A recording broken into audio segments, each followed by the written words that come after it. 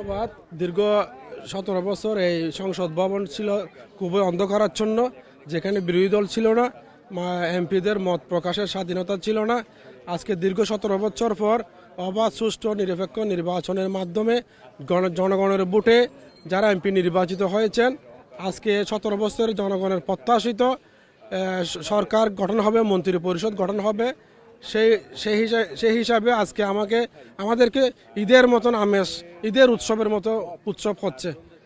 এবং আমি আশা রাখব এই সংসদ, এই মন্ত্রী পরিষদ এবং আগামী দিনের প্রধানমন্ত্রী জনাব তারেক রহমান বাংলাদেশের যে প্রত্যাশিত বাংলাদেশ এবং জুলাই আগস্টে যারা শাহাদাত বরণ করেছেন তাদের আশা আকাঙ্ক্ষা পূরণ হবে এই সংসদ এবং এই মন্ত্রী পরিষদ থেকে। এই অনুভূতিটা আসলে ভাষায় বর্ণনা করা যাবে না, কারণ আমরা 17 বছর এই দেশে গণতন্ত্র ছিল না, ভোটার অধিকার ছিল না, মানুষের কথা বলার স্বাধীনতা ছিল না। আজকে 12ই ফেব্রুয়ারি নির্বাচনের মাধ্যমে দেশে একটা গণতান্ত্রিক সরকার প্রতিষ্ঠিত হতে যাচ্ছে।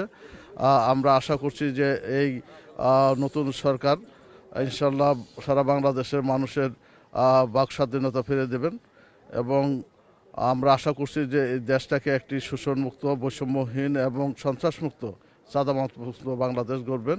এই নতুন সরকারের কাছে আমাদের এটি প্রত্যাশা।